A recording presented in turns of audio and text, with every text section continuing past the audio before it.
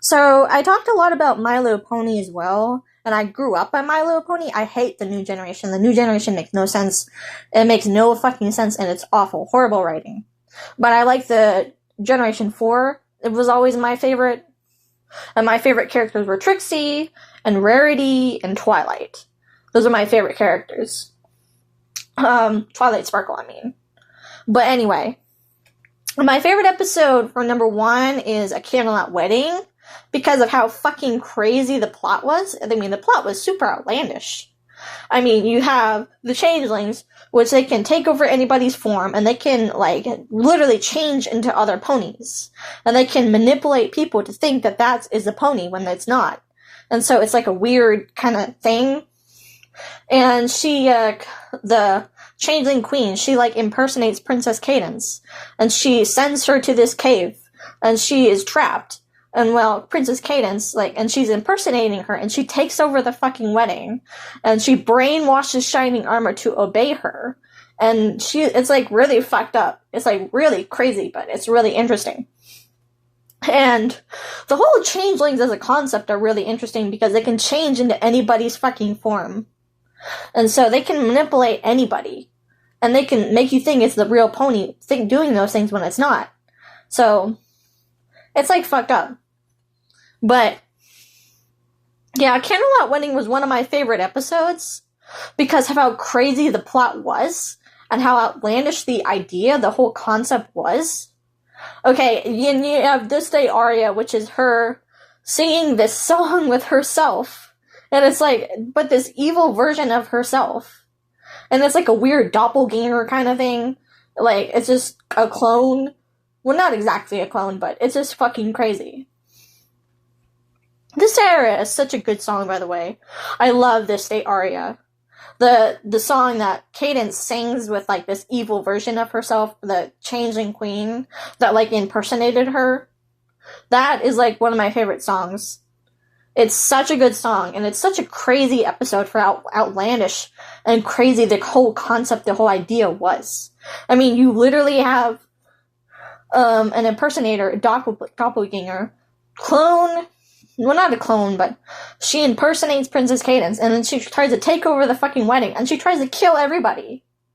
And she tries to, like, murder everybody. It's so dark. It's so dark.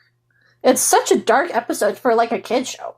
It's so dark, and it's so crazy. And that's why it's one of my favorite episodes, A Candlelight Wedding. And then my next favorite episode is, what was the episode? I don't remember the name, but where the background ponies are going to, like, this person's wedding, and they're all, like, talking to each other and doing stuff, and you have Octavia and Vino, and they live together, and it's, like, this really funny episode. What was that episode called?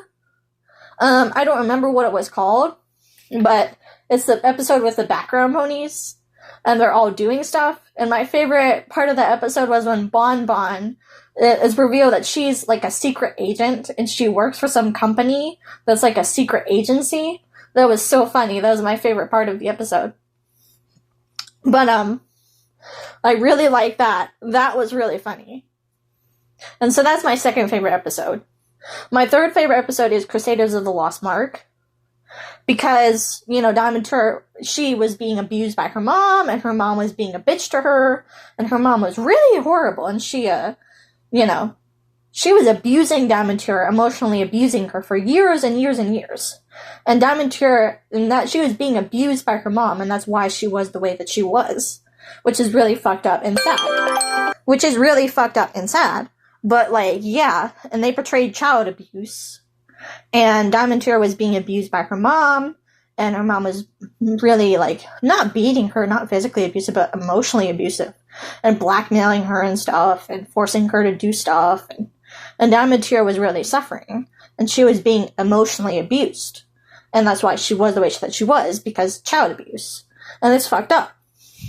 But that's one of my favorite episodes as well. I don't like the musicals in that episode. I don't like that the episode is a musical. That's one thing I don't like about it, because there are just too many songs, and they could have been better if they just was a little bit less. But it's still a good episode, and Crusaders of the Lost Mark is one of my favorite episodes, because Diamond-Tur Reformation. Okay, but yeah, Crusades of the Lost Mark was a pretty dark episode as well because the implied child abuse, like it kind of reminds me of like Pacifica Northwest from Gravity Falls, which one of my favorite episodes is the episode, what is it called? I don't know, something with a mansion. That's the title of this episode. But the episode where Pacifica where Dipper goes to her house because her house is like haunted, and he discovers that Pacifica's parents are abusing her and like are nasty to her, and they have a bell. Well, the fucked up thing is they have a bell, and whenever she does something wrong, they ring it because it's like Pavlovian conditioning, and so it's like fucked up. It's like whole tons of abuse, and Pacifica is being abused by her parents, and her parents are abusing her, and it's so sad and so fucked up that it kind of reminds me of that episode from Gravity Falls. But yeah, Diamond Trio and Pacifica Northwest have like kind of parallels. Like they're kind of similar to each other, and they're both being abused by their parents. And like it's kind of sad and it's fucked up. Oh yeah, it's called Northwest Mansion Mystery. I remember the title of the episode now.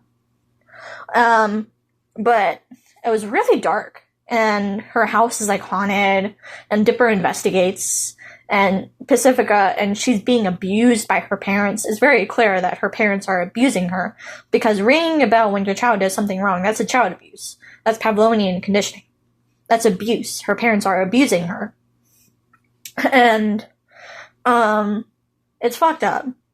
It's fucked up, like, because we don't know exactly what type of abuse they've done to her. Could be emotional, could be physical, but they've done abuse, and then they rang the bell afterwards to signify that, it's abuse, and so whenever she does something wrong, it's Pavlovian conditioning, but they ring the bell to signify the abuse, and so she has to stay silent.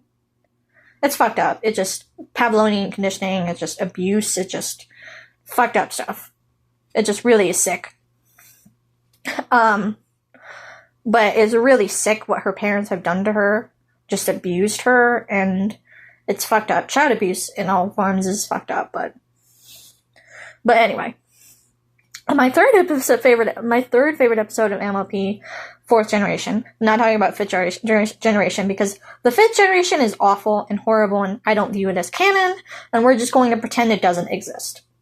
But my third favorite episode, or fourth, I think we're on the third, is Amending Fences. The episode where Twilight, it's before she moved to Ponyville, when she was in Canterlot, and her friend, what was it, Moondancer? God, I remember the names now, because I'm just thinking about the episodes. But she was distraught and distressed because she never went to her party, in Twilight, and she forgot about her. And she feels like she forgot about her and stopped being her friend. And so Moondancer, because Twilight moved to Ponyville without telling anybody, without telling her, and, she feels like she lost her friend, and she feels like she doesn't care about her, and doesn't want her, and, like, she was forgotten and left behind, and it's fucked up, It's a really fucked up episode as well. And, my favorite part of the episode is when Twilight's trying to throw a party for Moondancer. And Moondancer has this incredible breakdown. And she, breaks down completely. And it's really heartbreaking to watch, and it's one of my favorite episodes for that reason. That scene alone was so great. But, oh god. MLB, it has so many dark episodes. It's just so dark for a kid show. And I was rewatching these episodes, rewatching this show, Friendship is Magic. It's oh my god. These episodes probably wouldn't have been allowed to air today. I mean, it was allowed to air 10 years ago, but not today, because of censorship and everything. And, they probably would have canceled those episodes if they were aired today. They were allowed to air back then because, but they probably would have been canceled if they were aired today, because of how dark they were. And I'm just thinking about that. But, yeah, so many dark episodes.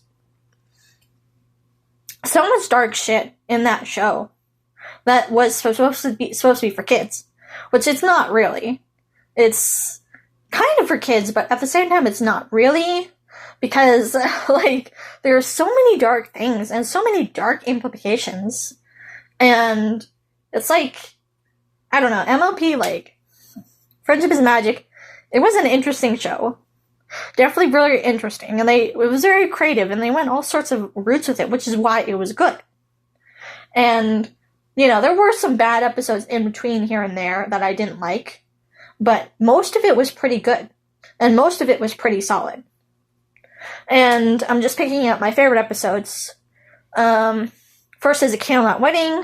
Second is the episode where the Backroom Ponies were all doing stuff in season 5. I don't remember what that episode was called. And my third favorite episode is Crusade of the Lost Mark. And my fourth favorite episode, or third or fourth, I lost track of this, was Amending Fences. But anyway, it's kind of interesting. Now, the shows that we watched is when we were really young. I watched Friendship is Magic as a kid, and it influenced, like, our lives and everything, and it still does. And, and I'm just talking about that, But anyway, I'm busy. I got stuff to do. I gotta move out soon. So, this is just another small video, just talking about stuff.